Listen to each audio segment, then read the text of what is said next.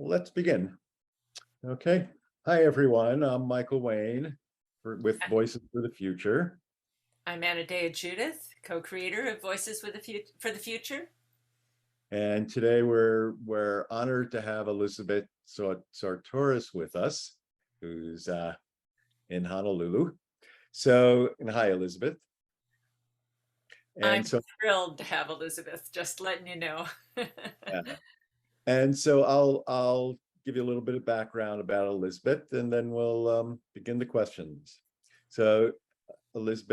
Elisabet Sahtouris is an internationally known evolution biologist and futurist with talks and media appearances in all 5 continents.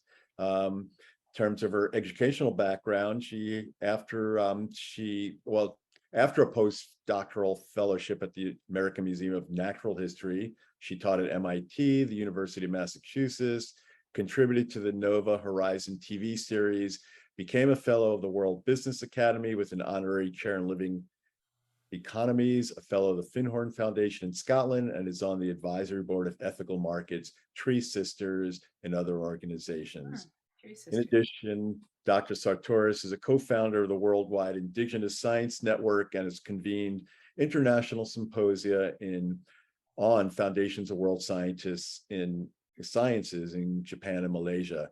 And currently, and the reason she's in Honolulu is that she's a professor in residence at Chaminade University, if I'm pronouncing that right. Chaminade. And her most recent book is Gaia's Dance, A Story of Earth and Us. And Elisabet, maybe some of you have seen her in some of the various films she's been in. She's been in a number of films to present her ideas, including I Am, Occupy Love, Thrive, Dalai Lama Awakening, Dalai Lama Renaissance, and Death by Medicine. So welcome, Elisabet. It's quite an honor. And I want to start asking you a question, I think, which will be a good foundation question, in that some people may not know what an evolution biologist such as yourself is and does, and how that differs from someone who's I don't know what to say, just a biologist, but is a biologist. So Elisabet, why don't you let us know that? Well, most of us probably learned the name Darwin somewhere in our schooling. And Charles Darwin was called the founder of evolution biology, which is the study of the life of Earth over time, from my perspective. From his, it was about how species change over time in nature. And toward the end of his life, Darwin talked more about how humans needed to bring cooperation and love into all this competitive nature around them. And it's always bothered me that he didn't notice the extreme amount of cooperation going on in nature all along. And furthermore, that something highly evolved like our own bodies is the most ethical cooperative system I can think of. No cells squawk when extra resources go to some hurt part of the body and things like that. It's all done in a very great spirit of love and cooperation and endless negotiations between the interests of individuals and the whole. And that's something that is very important to understand about evolution biology, that we used to think of it as studying rabbits in rabbitats. And I came to studying rabbitats to see that every species within an ecosystem is like an organ within it, or that the whole matter of life is always about endlessly going through youthful phases of competition and sometimes hostilities as species establish themselves, and then they settle down into mature cooperative enterprises. They figure out how to cooperate, just as our feisty teenagers are expected to settle down and be mature global citizens or local citizens as they grow up, mature, right? So we're in this process of evolutionary maturation. And that word evolution is also familiar to dancers, as the way that one dance movement flows into the next, and especially in improvisational dance, the dancer is the dance, and it's the only art form in which the dancer is the dance. The artist creates pictures and the musician writes music, but the dance is the dancer, right? So that it's a wonderful metaphor that I like to use. It's why I call my books like Gaia's Dance, right? That this is a dance in which we are all co-creators. And that is that cooperative maturity. I write about that in my book, Waking the Global Heart. But what I'm always asked is, what does it take for a species to make that transition from a pioneer species to an adolescent species to then, becoming a cooperative, mature species? What does it take to make that transition? I think in nature, what happens is actually rather simple. It gets too expensive to compete. And I mean, just look at the amount of money that we spent on warfare. It's crazy. It gets more and more expensive. It gets more and more expensive for us to wrestle on a fossil fuel economy. These things eventually they hit a kind of peak where you discover, oh my God, it's cheaper to make friends of your enemies than to kill them. Duh. It's what goes on in nature all the time. And if we would just take our clues from nature, all my politics, my economics, my spirituality, all of it, I can point to nature as a guide. And the wonderful thing about that is that it's kind of inarguable. Like, who are we to criticize nature when it's done so well for 4 billion years on our planet? Exactly. It's had time to work it all out. Yeah. Yeah. So, Elisabet, you've done a great job of popularizing the whole idea of the imaginal cells and the chrysalis, and that the evolution, caterpillar to butterfly, and what it means for humans in general. So I wonder if you'd say a little bit about that, because that for a lot of people who know the story, it's what points to that hope for the future. Yes, well, we used to think of kind of a phoenix rising from the ashes as a good metaphor for the future, that everything would collapse and then somehow magically something wonderful would arise from it. And so as soon as I heard the butterfly story from Nori Huddle, who wrote a children's book called Butterfly, I realized that, yes, she had exactly the right metaphor, because it allows for the old and the new to coexist during a transitional time. In other words, the caterpillar gets very voracious. It can eat like 300 times its weight in a day, and it just chomps through milkweed plants or whatever, recklessly destroying the plant as it goes. So that makes a good metaphor for our current economic system, which has been so voraciously destructive of our ecosystems. And then it gets so heavy and bloated and hangs itself up on a thread, and its skin hardens into a chrysalis. Cocoons are spun by silkworms. Butterflies form a chrysalis from a hardening skin. And on the inside of that hardened skin, there are still stem cells, as I call them, because that's biologically correct, that have been there all through the life of the caterpillar. They've always been there. And now that the caterpillar is in trouble and is starting to disintegrate, those cells, which are called imaginal cells from the scientific word imago, which is the incipient butterfly is called an imago, but it also works with our word imagination from the same root.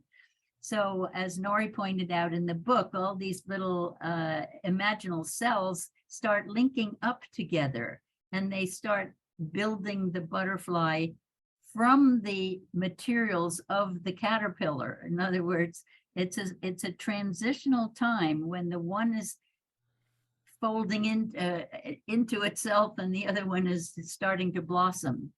And in a way, that's also a metaphor for how we are as we grow up, as a competitive know-it-all teenager to a cooperative citizen.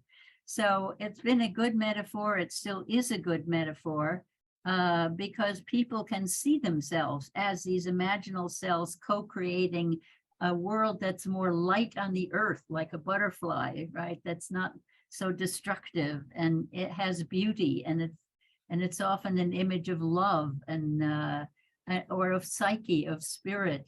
It's just, I can't imagine a better metaphor for the transition itself. Yeah, I've used it many times as well. And the caterpillar body dissolves, does it not? And then becomes, what I understand, a nutritious soup for the butterfly wings. So many people, when they look at all the things going wrong in the world, they want to prop up the caterpillar. They want to say, oh my God, the caterpillar is falling apart. What can we do to heal the caterpillar? And we need to let that go and focus more on the imaginal cells, which I see popping up everywhere. As there's democratic imaginal cells and artistic imaginal cells and healing imaginal cells to find each other. But the other metaphor I see is that the chrysalis becomes transparent before the butterfly emerges, and we have all this transparency starting to come in the world where no one can hide anything anymore. And then what would you say about this? The butterfly opens its left wing and its right wing. Oh, yes. It can't fly with only one wing. It takes both wings, doesn't it? And that's a very good thing to be pointing out, Anadea, because one of the greatest political lessons that I've learned from nature is that nature is profoundly conservative with things that work well. It wants to protect the things that work. But when things go wrong, it gets radically creative to change what isn't working. And that is a friendly cooperation, whereas we want to vote. We first of all, we pit two parties against each other as though they're enemies, rather than a division of labor that it should be cooperative. And we allow ourselves to be divided by powers that get away with murder, literally, and all kinds of other things because we're too busy fighting each other. And this is the healing that needs to take place, is rather than voting every 4 years, or are we going to be conservative or progressive, that we have to get that both parties have to be equally on board all the time, and that you look at each new situation in terms of, is this something that's working that we want to hang on to, or is this something that needs changes? And then some people are inclined to love being protectors, and others love changing things. We need that diversity among ourselves, and it should be friendly and cooperative. But on the other hand, it's also, you're absolutely right that we're not in the business of propping up the caterpillar anymore. We want it to dissolve. We see it's imploding. There is this last gasp of empire building, as I call it. We've been in more or less 6,000 years of building empires. And all through that empire building, there have still been pockets of indigenous cultures hanging on even when the empires either swallow them up or destroy them deliberately, that hold on to those. They're like the stem cells, you see. They're like those imaginal cells that are being kept from having any real influence on the world. But more and more now we're paying attention to them.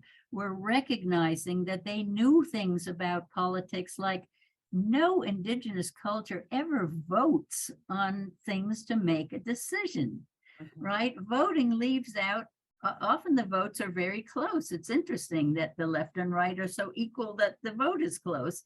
And then what happens is that half of them get left out when the decision is called by a vote.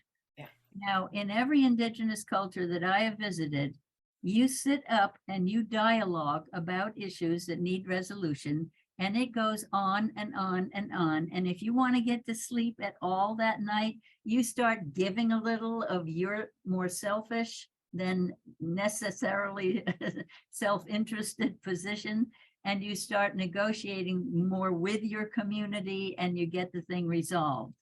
In your body, every cell is constantly in negotiations with its tissues and organs. And every organ is in constant dialogue with the organ system it's part of, and the organ system with the body it's part of. There's this holarchic embeddedness. Holarchy just means embeddedness, right? Like Russian dolls or onion skins.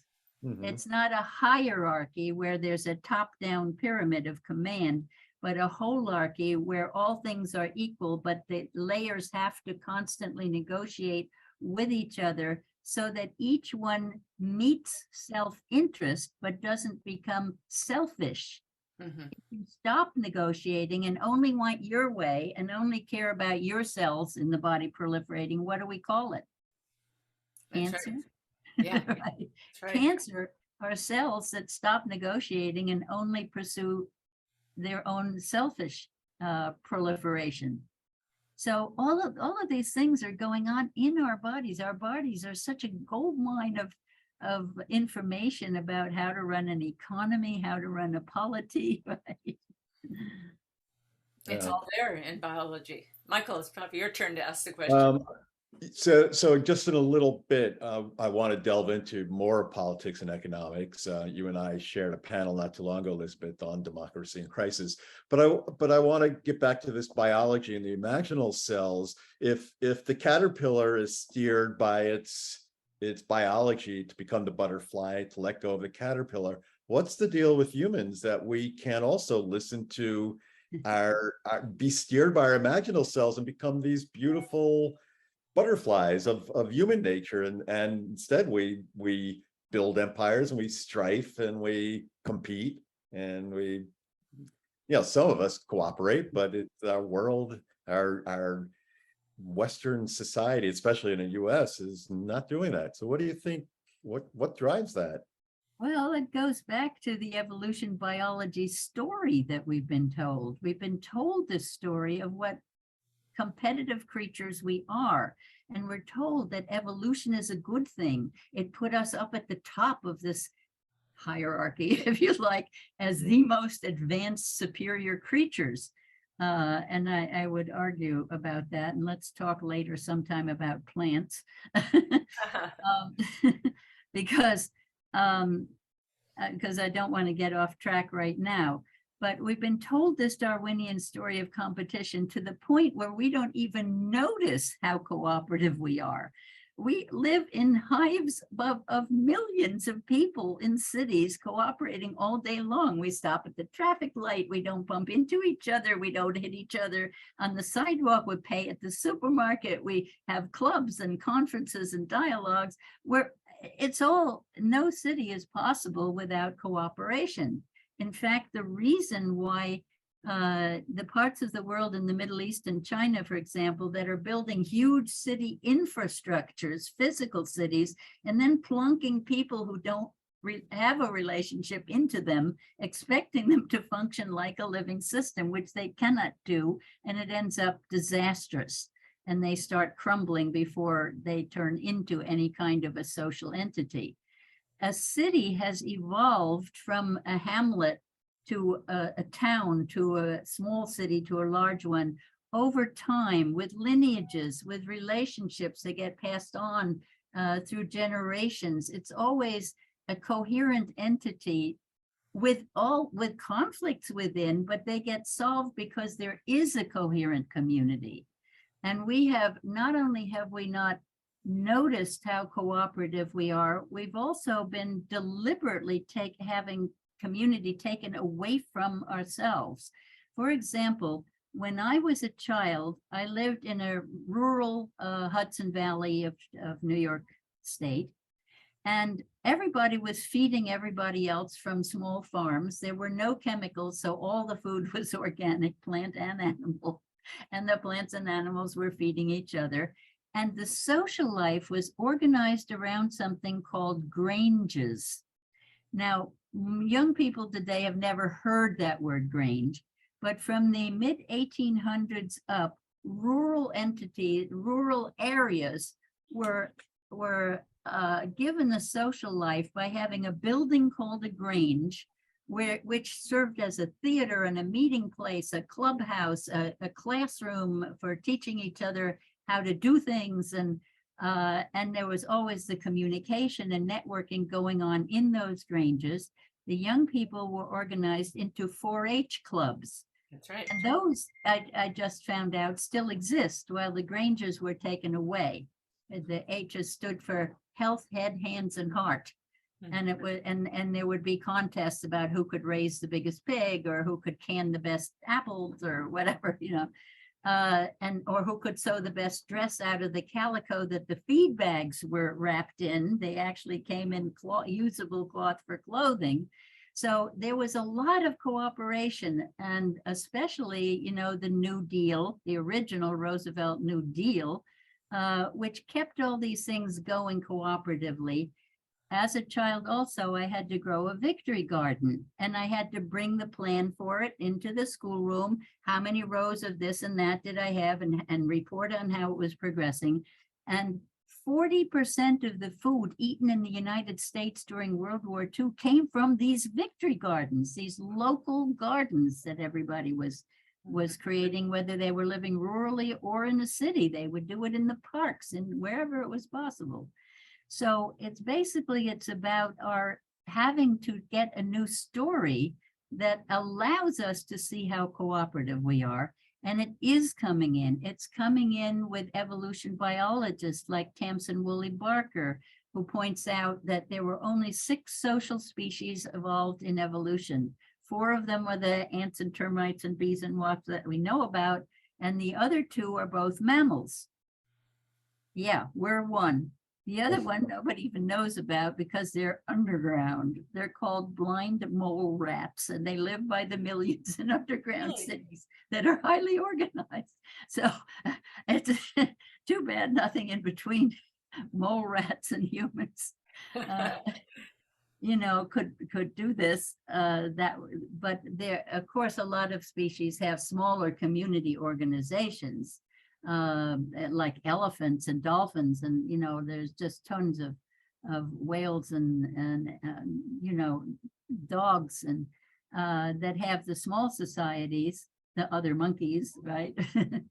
But we have to get it that while individuals can be selected for in evolution, as soon as they discover this cooperation and form larger unities, and it worked from the ancient bacteria, creating the nucleated cells, the cells we're made of, where all of them gave up some of their DNA to a central nucleus, and some of them became organelles, like the mitochondria were formerly free-living bacteria. Anyway, the bacteria organized into these big cells about halfway through evolution. It took 2 billion years before that happened, and that was the first great evolutionary leap. And then because they were new on the planet, these cells went through the competitive youthful phase as single-celled creatures, right? And eventually they find that it's cheaper to feed your enemies than to kill them. The big universal discovery sooner or later. and they cooperated into multi-celled creatures. So those were the two big steps in evolution. And what we're facing now is, can we, as multi-celled creatures now, form a global unity of some kind? And we don't want it to be empire building hierarchical. We don't want to do this. This last gasp of empire building is kind of embodied in the World Economic Forum, which meets once a year in Davos, Switzerland, and was brought together by a man named Klaus Schwab, who basically set up a playground for the heads of state and the heads of the biggest corporations to meet, to hobnob with each other in a paradise setting. And this has been going on for so many years that they have evolved ways that they think it's best to run the world. This is the new form of empire, is a corporatocracy. And they all believe, honestly believe, that they are the ones who know how to run humanity. Meanwhile, the rest of humanity is maturing into, from adolescence into maturity, and getting that we'd like to run our own ship, please. Right? We don't want a hierarchical, top-down, authoritarian kind of situation in our future. We don't want another one of those. We want to have something that we think of as distributed networking or holarchic arrangement, circles, donut economics, knowing what the planet can handle in terms of our imprint and what it can't, and working within those limits, recognizing that we're not just physical, biological creatures, but also spiritual creatures, and that we're not bodies with a mind, but mind, body, spirits. All of those things are changing our story, our self-perception, because as we change our self-perception, we change the story. As we change the story, we change the beliefs. As we change the beliefs, we create differently. And we start acting the way we want people to behave with each other. And that's how the future will come about. Yeah, I'd like to dovetail onto that about the topic of identity and how that works in biology, because right now we see this polarization because people identify as conservative or liberal or Republican or Democrat or right or left or any, racial identities. And if we have a higher identity, we're Gaians, we're members of this Gaian system, or a higher identity as co-creators of a positive future. But how does that play out in biology? Is that just a human thing, that we have this sense of identity that drives us? I don't believe that's the case at all, but Okay. But then, I've learned more about nature from indigenous people than I ever learned in school. And they have always had this integrated view of nature as mind, body, spirit. The ancient Taoists had this progression from matter to energy to mind, spirit, consciousness. And I, of course, have turned that into an infinite keyboard metaphor. And one of my other favorite metaphors is the keyboard, where you see yourself as a keyboard, or the whole universe as this infinite extension of vibrations arranged according to frequency. And so imagine you're playing a piano keyboard. You are the keyboard, you are the player. This is a dance, an improvisational dance, expressed in the metaphor of an infinite array of vibrations from matter through energy. And Western science started at the end of matter, and they thought energy was kind of a woo-woo stage thing about hypnosis and things like that, until they found a way to measure energy. And then it became electromagnetic energy, and it came into the scientific worldview. And now the scientific worldview of Western science is one that says, to be real, something must be measurable. Right. Now, how do you measure something in science? With a physical instrument. So the physical instrument, only what it can measure is considered to be part of reality. So in a sense, Whoops, we got a little freezing here. Oh, yeah, I don't think it's on my end. Well, hopefully Elizabeth will come right back. Yeah, maybe she has to sign off and come back in again, but you did freeze, Elizabeth. Yeah, I mean, I love that. I was reading today about your keyboard metaphor and, the matter being in the lower registers and the spirit being in the upper registers and energy more in the middle. And that also reflects the chakra system, with the lower chakras down below and the higher chakras up above. But people are always saying you have to raise your vibration. But I find in music, it's harmony. You need a good bass, you need middle range, you need the high range. And so I'd like to hear her talk about how all those go together. We don't want to just be in the upper register or just be in the lower register. Yeah, so let's hope she can sign back on. Yeah, it looks like Elizabeth realized too that she has to sign back on. Yeah, it's and it's good we have this little brief interlude, kind of recap everything and then go on to the next level. But yeah, Elizabeth in talking is really showing the thread that in the way that we're all connected from the ancient bacteria to our multi-celled complex, not only humans but our world. And there's our cellular memories go way back to as far as the Big Bang. Yeah. I remember reading one scientist saying every cell in our body was created at the Big Bang, and when all matter was created.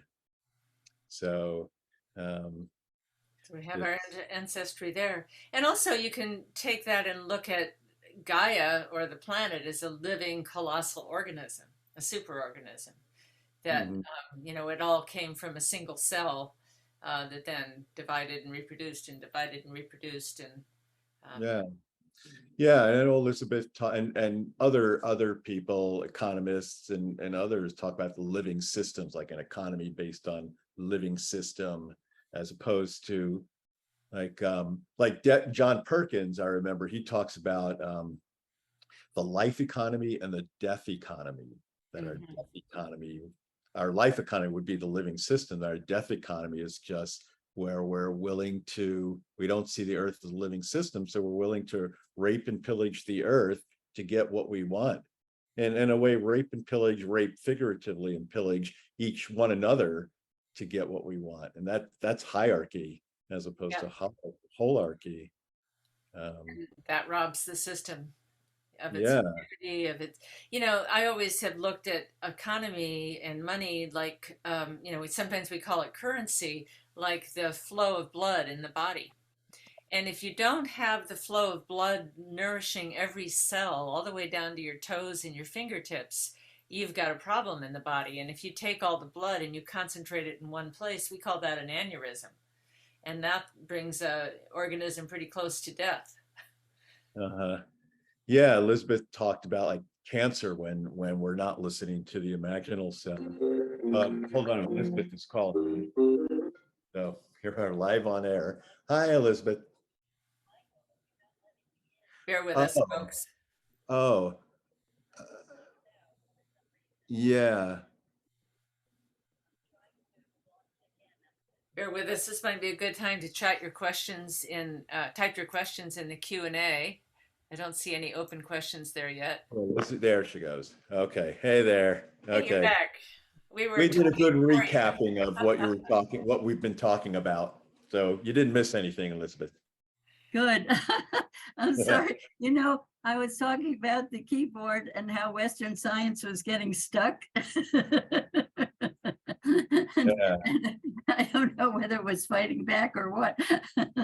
But your spirit was still with us, so that just shows you can. Good. Okay. Matter, but I was talking about how that keyboard also reflects the chakra system, with the heavier, denser energy, the lower chakras, and the higher.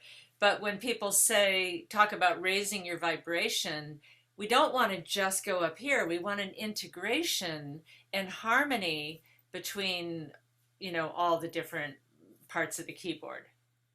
Exactly. And I call it playing the whole keyboard.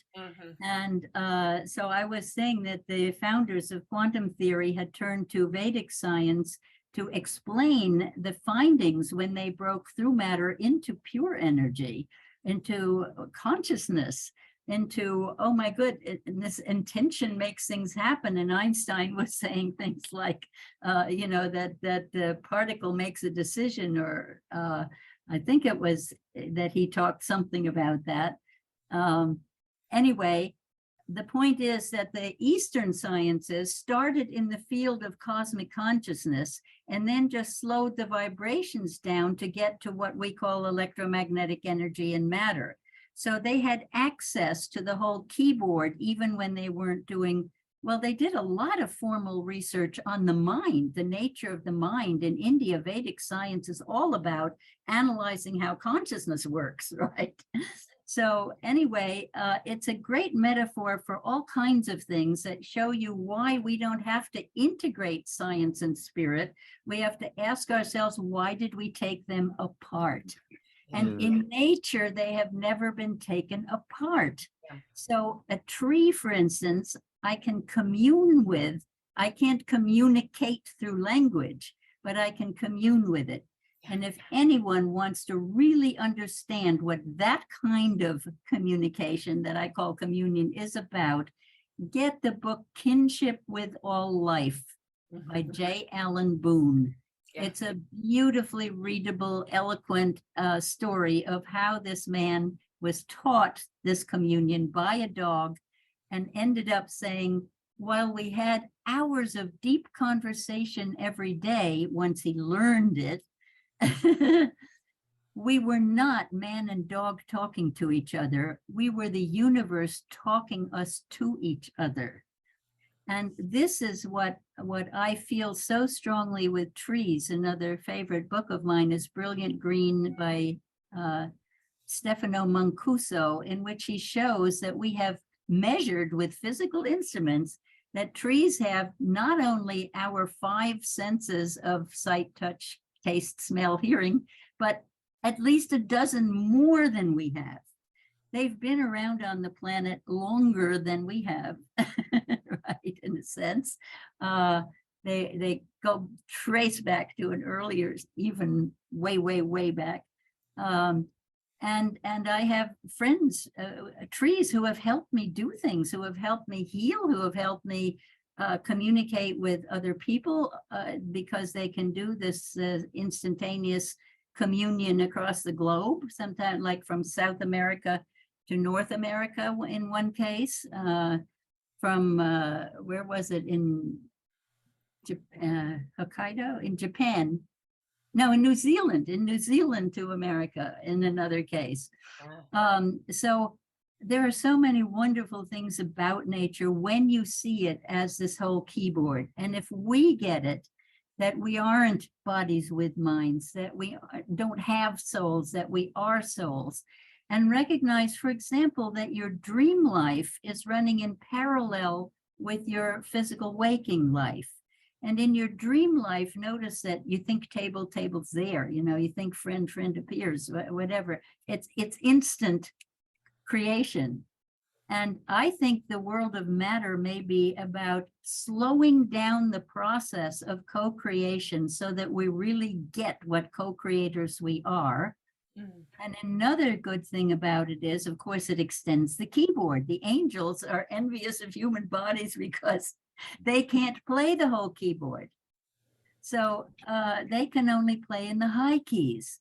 Yeah. So I've stopped a few young people from suicide by showing them the keyboard and saying, every intelligent person looking at what's going on in the world probably thinks about checking out. I don't think that's a stupid idea. It may be an intelligent response to what you're seeing, but there's just this one little problem with it. You're knocking out the best part of the music, right? Yeah. You won't be able to play in the low keys anymore. And they usually, love music and understand the value of the rich, deep, dark tones, below on the lower end of the keyboard.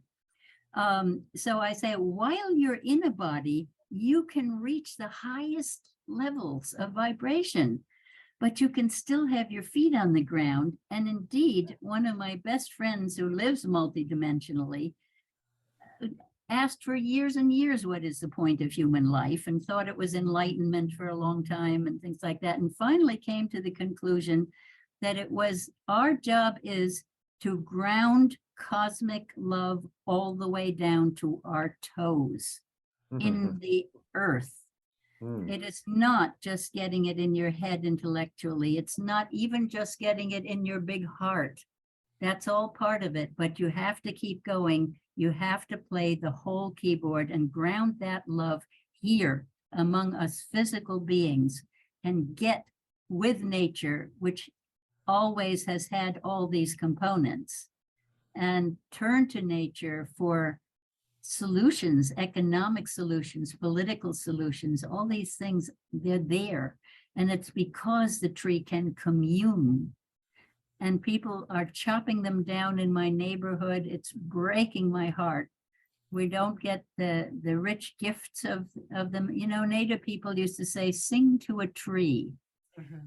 Translate that into science, and it's give that tree some of your carbon dioxide, which it can convert into the oxygen it gives to you, right? These things are cyclical, they're interwoven. We need to not allow ourselves to be so fragmented. You were talking earlier about the fragmentation we're enduring now. It's not just the splitting of the left and right parties, but suddenly it's all about political correctness and this and that, and a gazillion different factions are warring with each other about which one we're supposed to be paying the most, which one is the right one. It's like diets. We have these food wars going on between the different diets. And I wrote a whole big piece called Ending the Food Wars, saying, please, all of us who are in this food fight really want healthy food. None of us are crusading for Spam or for a fake invisible burger. What do you call them? the fake vat food. None of us want that. And yet the big businesses are exploiting veganism now by saying, we can make it taste any way you want, and it'll be pure vegan coming right out of our vats, because they don't want to run the dirty CAFOs anymore. It's cheaper for them to start manufacturing food in vats. Remember the old movie Soylent? So this division, we have to get that we're being divided on purpose, that we're being encouraged to develop new factions to war with each other about, and get together on food, for instance.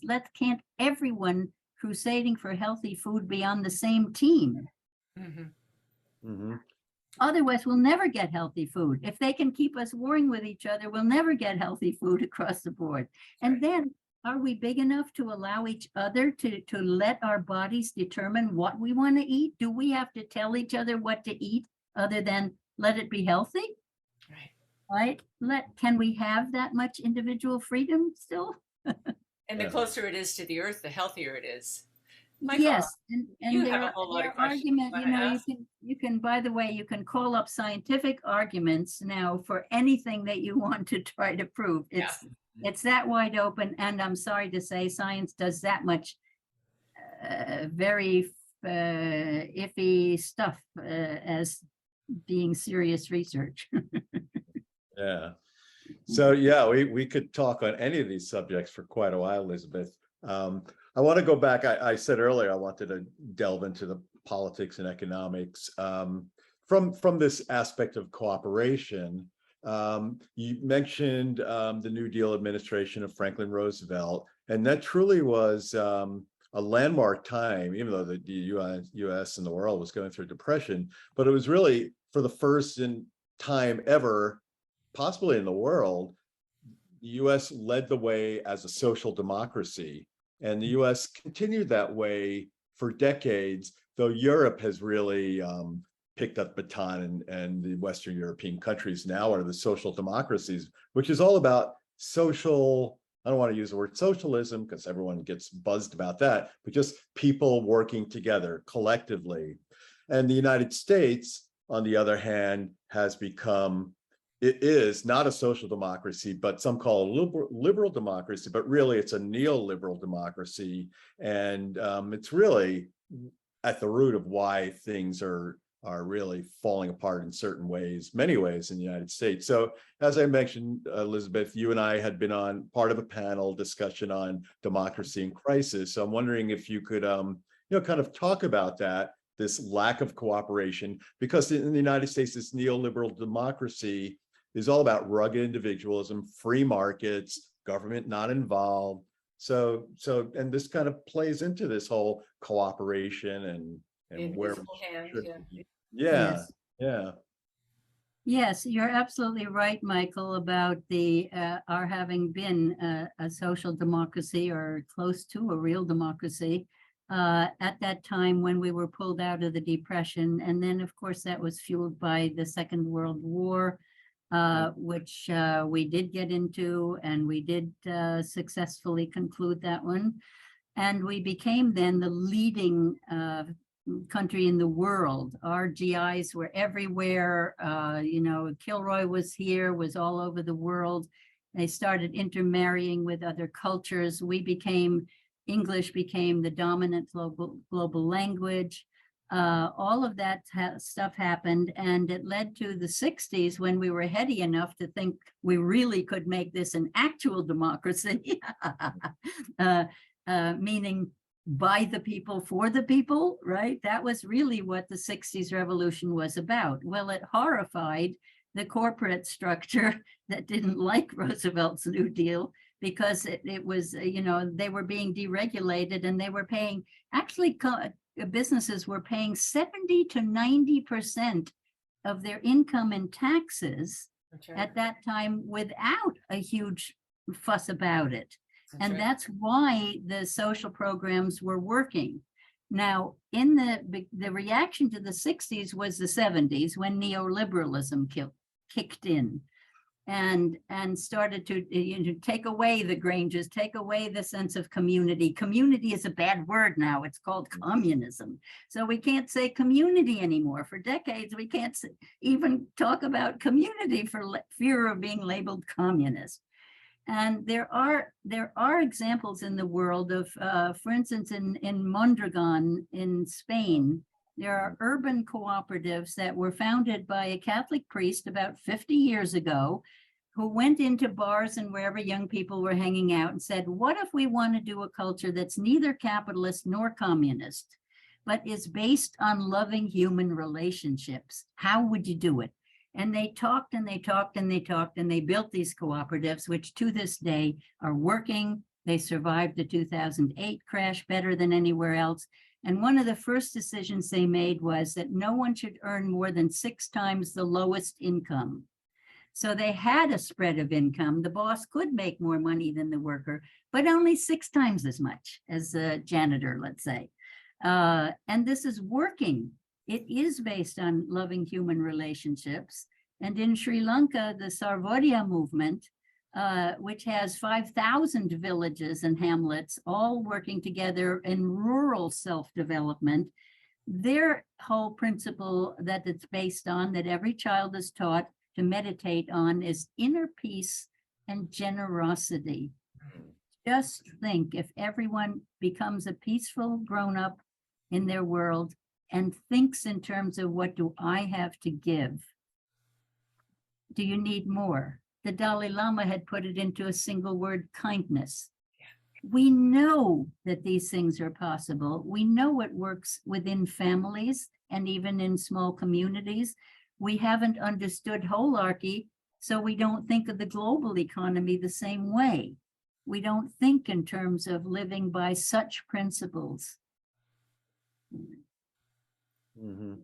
And so we do have to make this transition now, and that raises a lot of interesting questions. Mm-hmm. Yeah, the UN puts out, for at least the last 10 years, the World Happiness Reports, ranking countries on various metrics, and the Nordic countries always come out the top, and the Western European countries always within the top 10, and Nordic countries. US has been number 18 for a number of years. But one of the things they say this is a group of the UN that does this. They say one of the things they look at in the metrics is that where societies don't have aspects of the society that the profit motive is off limits, and so there's a commons. That's this social democracy. That's this cooperation where people work together. It's not all about the money, and that's going back to the neoliberal philosophy and what's happening in the United States, and it's just terrible. Yeah, the biggest things that neoliberalism brought in was what they call the free market, which is, of course, the freedom for the corporations to trade on their setting up the World Trade Organization, which does not allow what they call protectionism. In other words, no country is allowed to subsidize their domestic product so that it's cheaper than an import. You cannot deliberately make your local products cheaper than imports because we want the imports to happen. And as a result, the US exports as much steel as it imports, which is really stupid from an efficiency point of view. Right. And also, nature is efficient, but equally resilient. And that means you can't always be perfectly efficient because you need to build in resilience. There's no resilience in a global economy that's just shipping things around the globe, wasting huge amounts of energy doing so, and not being and discouraging local community and self-sufficiency.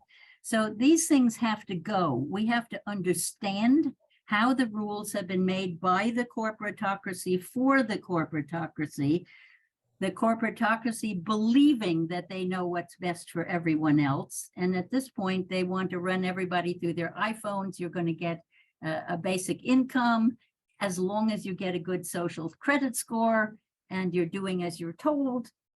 You will be in the in-group of survivors of all disasters.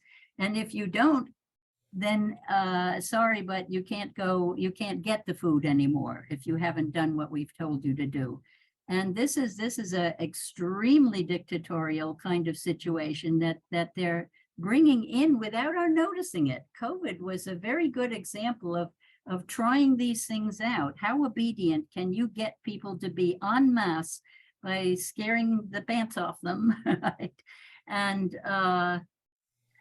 there's a lot of good science being covered up about how COVID could have been cured much more easily than it was, and with out-of-patent drugs, that lots of us have been familiar with for many years, like the antimalarials and like ivermectin and hydroxychloroquine, that every soldier had to take every day the whole time they were in Vietnam and stuff so they wouldn't get malaria. Now the latest science of Bill Gates funded malarial vaccine study, they're using GMO'd mosquitoes to inject you. You strap a box of hungry GMO mosquitoes to your arm to get the inoculation of a mild form of malaria that will prevent you from getting a worse one. I mean, this has gone bonkers. It's off the charts and it's being inflicted on us. And the word misinformation is a crazy word at present, because all those dystopian novels that the truth was the lie was the truth kind of thing are coming into our world now big time. And the fragmentation means it's very hard for young people to get any kind of a big picture of what's going on. So my job on the planet is try to make the complex as simple as possible in order to give people hope that this is a maturation process, that nature is on our side, that we do know what to do, but we must be careful not to allow ourselves to be so manipulated. Do we have to shop on Amazon? Do we have to do all of these convenience things? Europe uses half the energy the US does, 50% savings. Yeah. And they pool cars and they walk and bike more than we do. They're healthier than we are. And there's no sacrifice of convenience or comfort at all. I've lived most of my adult life in Europe. And I guarantee you the quality can't be compared, It's why should we allow this corporatocracy to be so exploitative, we must let it die its natural death and focus our attention and putting down your iPhone and growing some food and, talking to each other, rebuilding community. Elevators, 5 people with their noses in iPhones, and me, the 6th, wondering if I can say hello to any of them.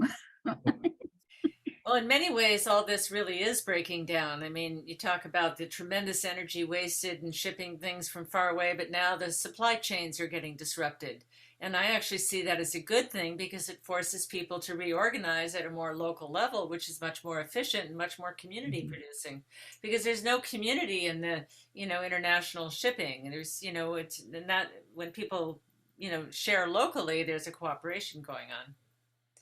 Exactly, and I'm working now with Richard Flyer, who's has a wonderful way of organizing all the people associated with production and buying and selling of food on our island, and he's demonstrated this elsewhere. And what got my attention right away was that he said this does not require any funding, and no individual or organization will be in charge. Those are the words I want to hear about any project from now on, because I was in China in 1974 and I saw a project called Red Flag Canal that is unbelievable to think back on the possibilities of what people can do when they have no more resources, when they're dying in a desert, and they end up with young people smelting their own iron out of their own red earth, making tools, chipping into barren cliffs and building aqueducts and blasting tunnels and bringing water 70 miles across a mountain range when they had been forbidden by the government to do it on the grounds that their proposal was impossible. And I knew then forevermore in my life that it's not money that makes things happen, it's motivation. That's right. If you're highly enough motivated and there is a need for money, it will come in. But don't start out by saying, I'll do this when I can afford it, or I'll do this when I have the funds, Yeah. Yeah. So in looking at your website and some of the articles you've written, Elisabet, I noticed in 2006 you wrote an essay that was in the Institute for Noetic Sciences magazine. It was called 7 Reasons Why I Remain an Optimist. So it's 16 years later from when you wrote that article. And I'm wondering, do you still say, would you still consider yourself an optimist, and do you stand by what you wrote then? I'm not going to ask you to list the 7 reasons. You probably don't remember them, but 16 years later, is a long 16 years, so much has happened in the United States and the world. So do you still stay, wow, see a positive future? I do. And I like to say to my audiences, just assume that you and your loved ones can continue on into the future. How would you do it? And that means that we have to get really sensible. When I see the Florida hurricane now and its immense damage, and I see everybody talking about, yes, you'll get the funds to rebuild. We're going to rebuild everything that has fallen down. It's going to rebuild. No one is talking about retreat. Now, I'm an evolution biologist. I've known about climate change for a half a century, and I've known the best climatologists on the planet who will tell you it is not going to go up steadily and centimeter at a time, and so that you can say where it will be in 2050 and where the sea level will be in the year 2100. It's going to happen in sudden leaps, unexpected leaps, up to a couple of meters at a time overnight. Huge tsunami coming in and then retreating with a much higher water level. I live on an island that's dependent on food and energy from 60 to 80% of both. We could have our piers and airports knocked out overnight. Mm-hmm. And it's not being taken seriously. It's not being taken seriously in Florida. Are we going to waste all that money rebuilding the houses that the next hurricane, you know, if you look at the chart of the hurricanes happening, it's an exponential curve. People don't understand exponential curves, and climate change is going on an exponential curve, so that it's a long time doubling the lily pads on a pond every day before suddenly 2 days before the pond is covered, it's only half full, right? Took a long time to get to half, but half doubles in 1 day. A quarter, 2 days before, actually it's a quarter.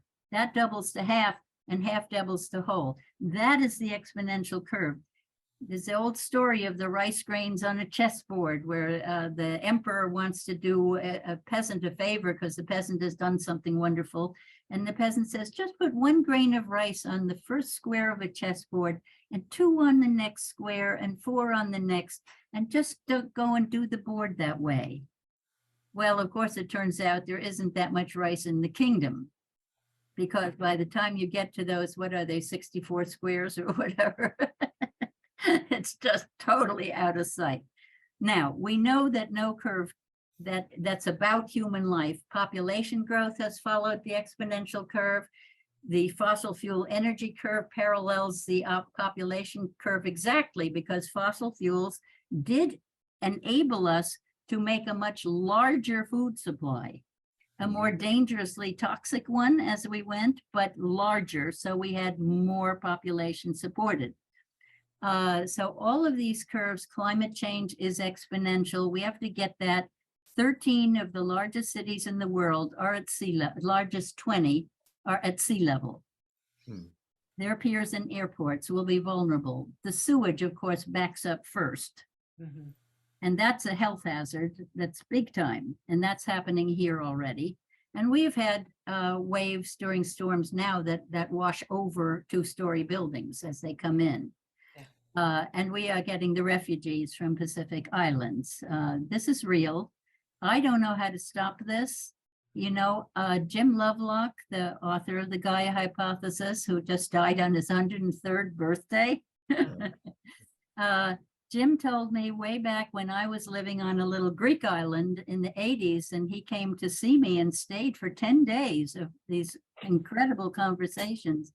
He said, Elisabet, pray that we're going into an ice age, as we're more or less due for, because it looks like humans might tilt the direction and move us instead into an earth fever, a hot age.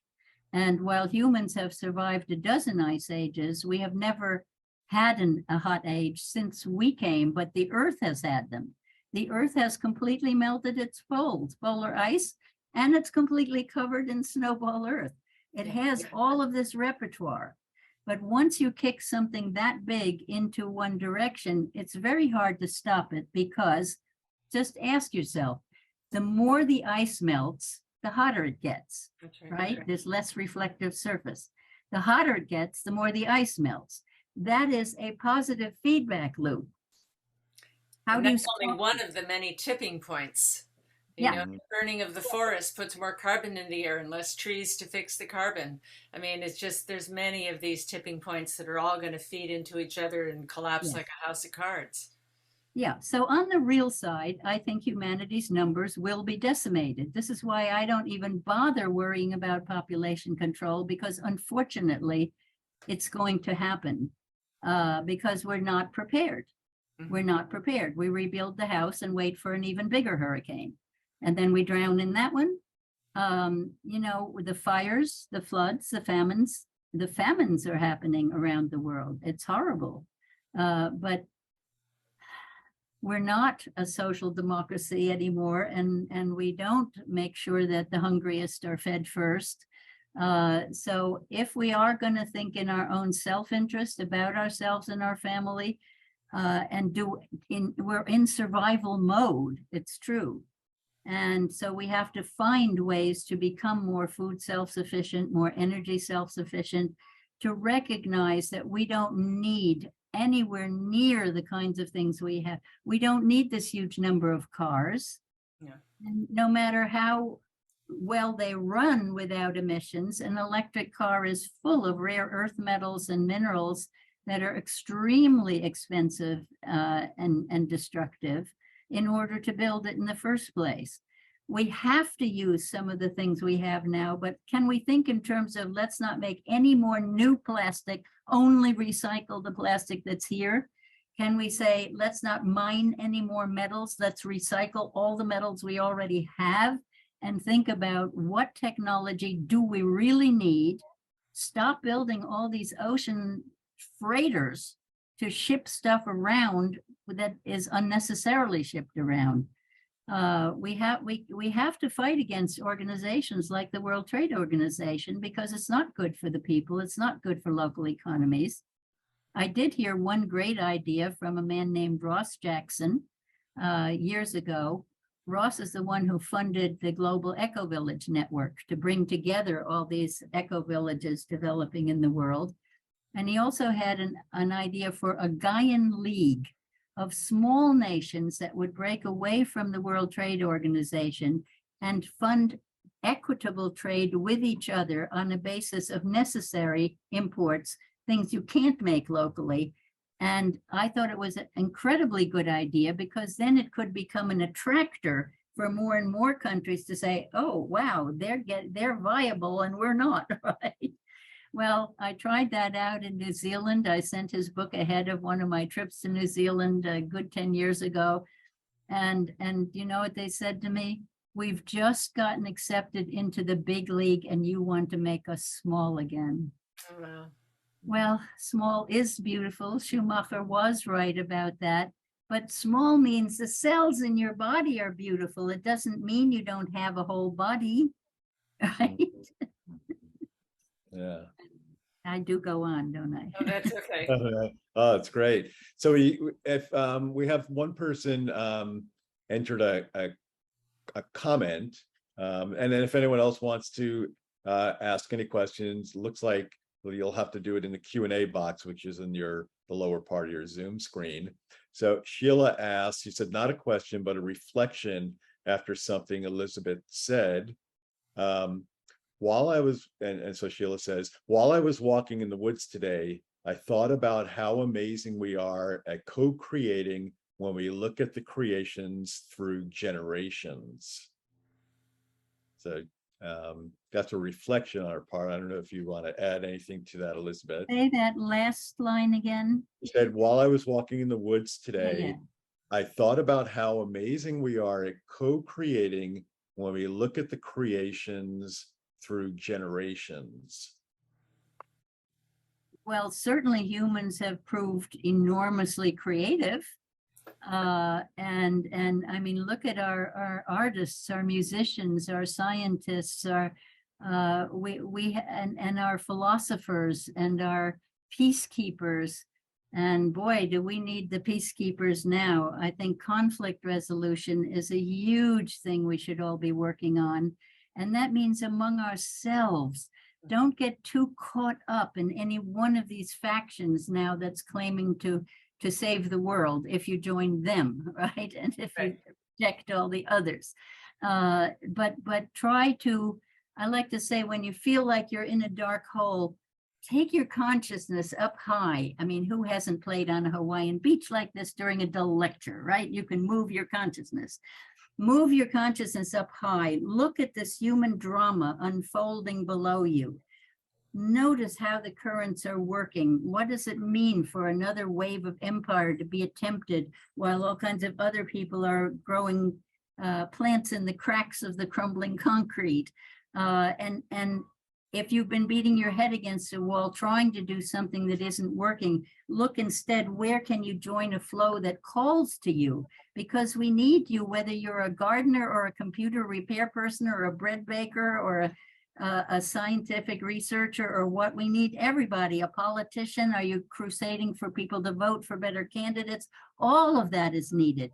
So follow your heart in what sings to you. Don't try to make yourself do something that your heart isn't in, because only when your heart is in what you're doing to make a better world will you be a tractor for others. Will people notice that you're happy despite all the horrors that are going on in the world, that you can still crack a joke or be friendly to people in the midst of all the awful things that are actually going on. So work on that, finding where you can fit in, and then join the groups that are like-minded. And there are so many now that are doing wonderful work together. ULab at MIT is the biggest MOOC on the planet, massive open online course. And they are bringing together people from all over the world in local pods and global pods and things like that. So if you're feeling alone, out of community, and you are only on your iPhone, find those groups that are working together. Yesterday in a conversation about local community versus global communities, and how is it different to be part of one? And someone was talking about, I think it was Vicki Robin, was talking about how much denser and more heartfelt the actual live connections are than the others. But she also said something about your identity becoming your currency. And that can happen at any size level of community. When I feel most like I've been helpful to others is when I glow. That's the feedback I thrive on, is people letting me know that lit me up. That's true for most people. It lights me up in turn. And yes, Anandi, I think we're all really, we want to be recognized, we want to be loved, and we want to get feedback when we're doing the right thing, right? Yeah. When we're making other people's lives better, when we practice generosity. Yeah, I'm actually, a burner, which means I have been in the past a Burning Man, and that is a social experiment with, where the whole idea is to contribute as much as you can, and that makes it wonderful for everybody. And that's why people go, because what people contribute is just amazing, and there's no money exchanged. It's a gift economy, and it's radical self-reliance and total community cooperation, both of them together. And it really, people think of it as just a hippie festival, but it's really a grand social experiment that is very profound and having echoes out in the world.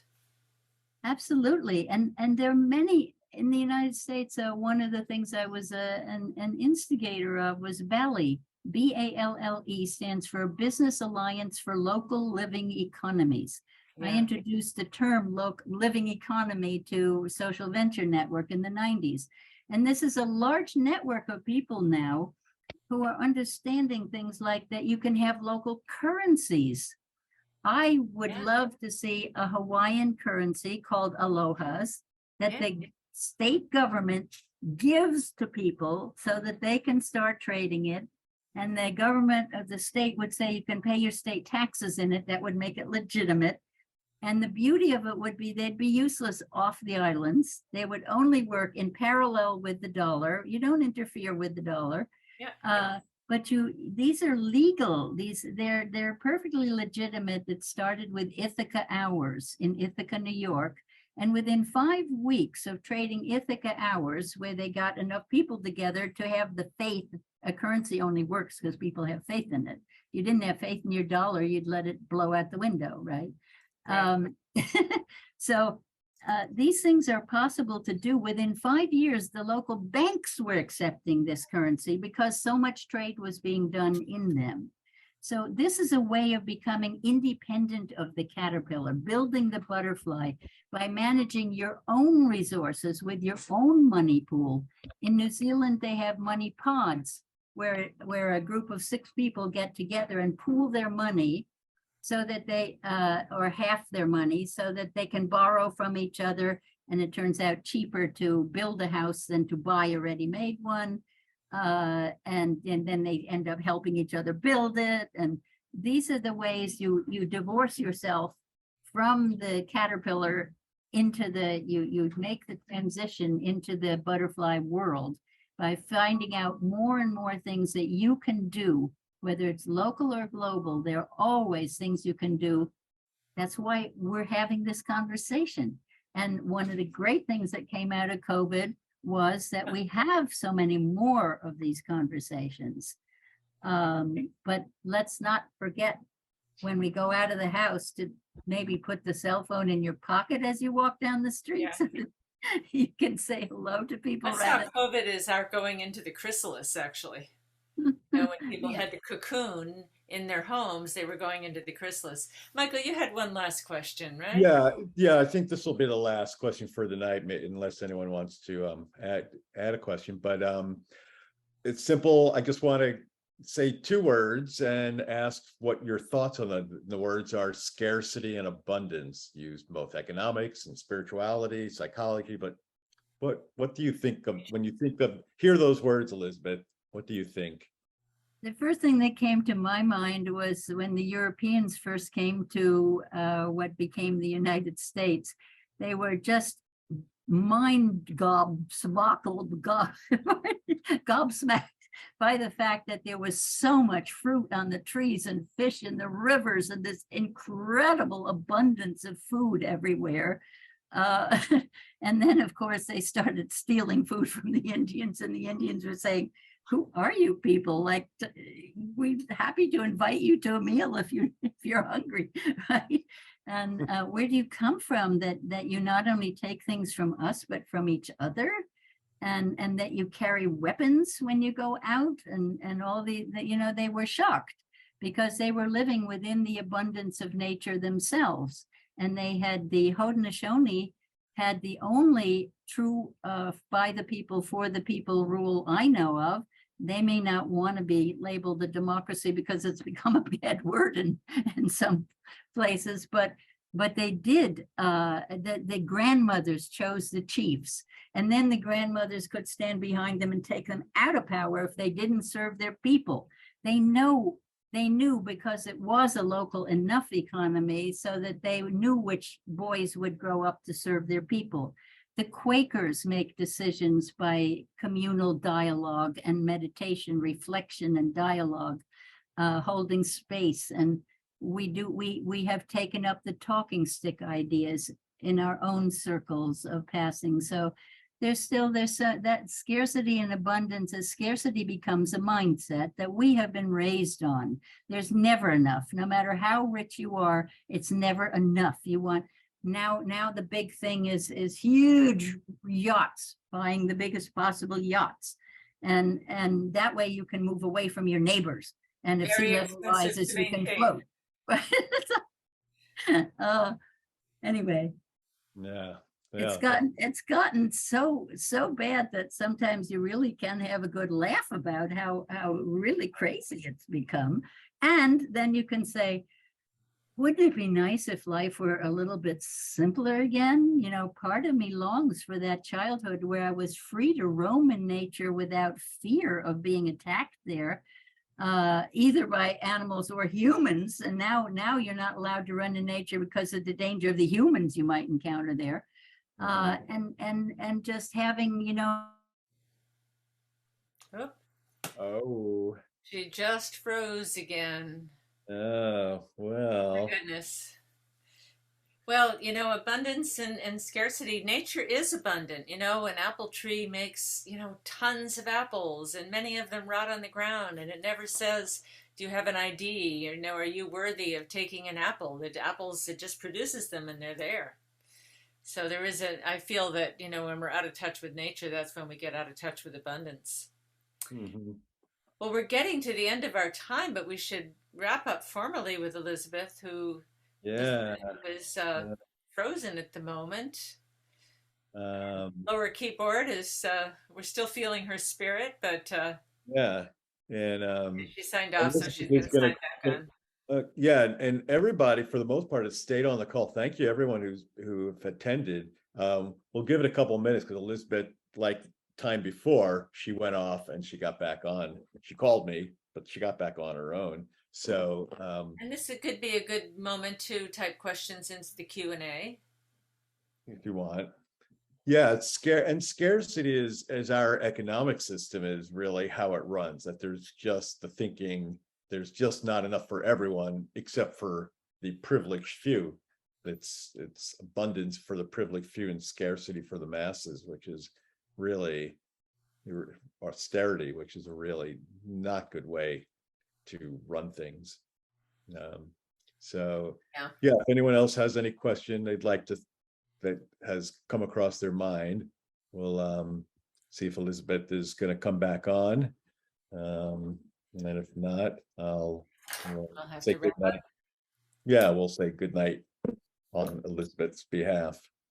So yeah, technology isn't always perfect. So we just have to grin and bear it. Yeah, someone says they can't access the chat, but great talk, says Marie Fortini. Yep, and she's at a laundromat because she's trying not to buy a washer and dryer and use that kind of waste. So Wellness says, just wanted to give Elisabet feedback on how much I appreciate her truly wonderful, inspiring talk. Yeah. Let's hope Elisabet can get that. Yeah. It's yeah, it's, I mean, she's just so many brilliant. things I could ask her. Yeah, she's a really a light of the world. Yeah, wise yeah. woman. Yeah, Anna Day. I don't even know if you were on the call. The group were. Oh, she's calling me again. Hold on again, everybody. Hi, Elisabet. Oh.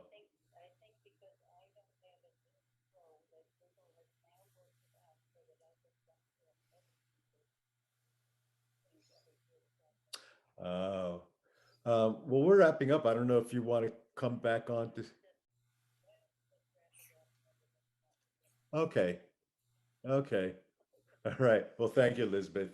Okay. Yeah. Bye. Okay. Yeah. So Elisabeth let me know that the technology she's using only kicks her off after 45 minutes. So Oh, okay. she said we'll just wrap up without her. So well, I want to thank her for her wonderful wisdom and delightful presence, and thank you, Michael, for inviting her. Yeah, thank you, Anna Day, as always, and thank you everyone for sticking it out. And it was really a very dynamic conversation. And her website is sahtouris.com, Sahtouris. So please look at it. There's a lot of great information there. All right, so until the next time, You'll all be notified, and the recording will go out. And thank you for coming. And till the next time. Yeah, we're hoping to get Bruce Lipton maybe in October, maybe November. We're waiting to find out when he'll be willing to come on. So anyway, we'll Thanks see for everyone. tuning in. Yeah, good night, everyone. All right, good night, everyone. Bye.